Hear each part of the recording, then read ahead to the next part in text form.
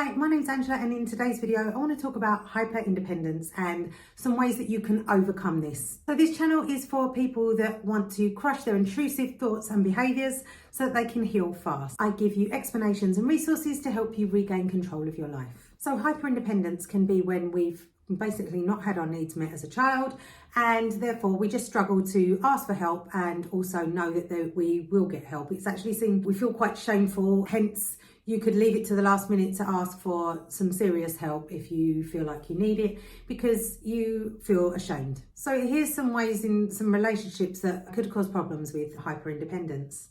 So these can stem from responses to relationships, and it is an actual coping mechanism. So hyper-independence in relationships can just make the other person feel like they're not wanted and that they're not valued in that relationship because you feels like you're keeping things from them, or that they can't help you even though they want to help you. With your friends and family, it can just mean it can break down the relationships that you have with them, the feelings of distrust that they might have because they feel like that you're holding things back from them.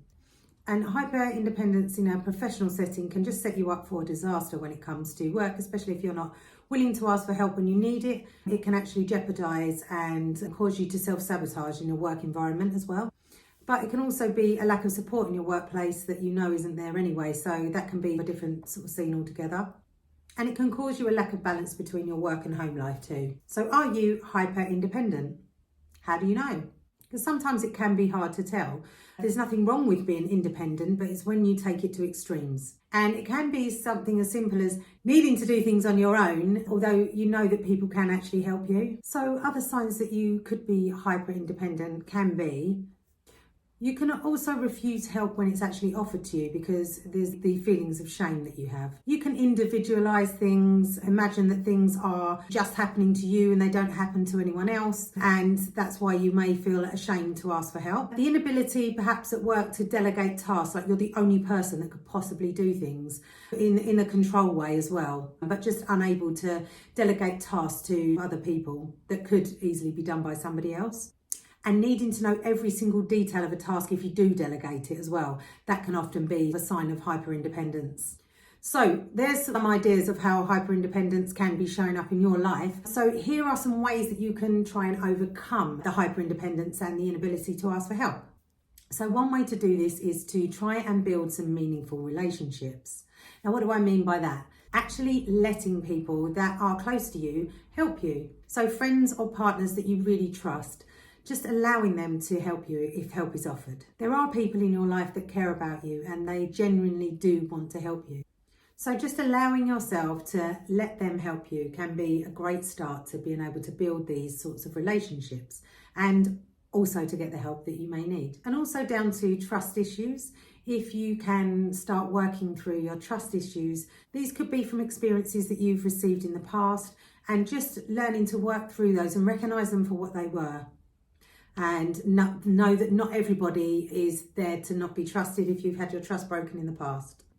And just allowing that trust to build up with people again if you have been hurt in the past and you're finding it difficult to trust. And going on from the inability to delegate, actually trusting people to do tasks. So if you're at work, so perhaps you can just start handing over small tasks to somebody that you trust, that you know can do it, so that you can then try and build up that level of trust when it comes to delegating tasks. And just learning that if you do hand work over and other people are capable of doing it, it just builds up that trust in you as well. Also, the ability to say no. And I've talked about this before in other videos. It really is important to actually know yourself and know what your limits are, and having the ability to say no to people. The thing is, you are going to let people down sometimes, but you need to know what your personal limits are, what you are capable of being able to regulate with yourself. And just as you're trying to get comfortable with being able to delegate things and also with things that are coming into you, and just so that you're reserving your energy for things that you need. So the ability to say no is paramount, and being able to trust yourself that you know what you should be saying no to and what you should be saying yes to. And learning to connect with other people, just learning that really important, building close relationships with people if you don't have that already. If you struggle with hyper-independence, you can also struggle to build these relationships with people. So it's really important that you try and actually trust people and build these relationships up.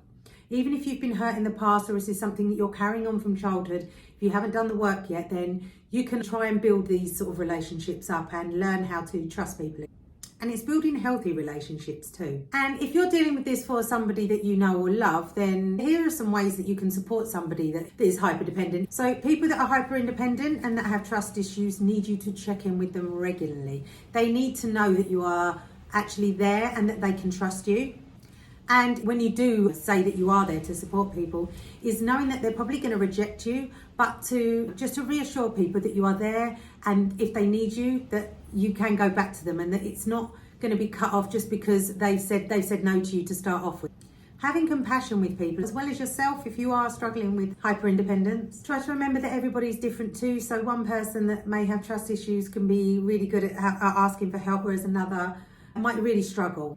Their nervous systems can be dysregulated, and just the mere fact that somebody is actually offering them help can actually make them feel quite like they need to go back inside themselves. So just be aware of that too. And it's not you, it's them just trying to work through it, and they need to know that they've got a safe person that they can go to.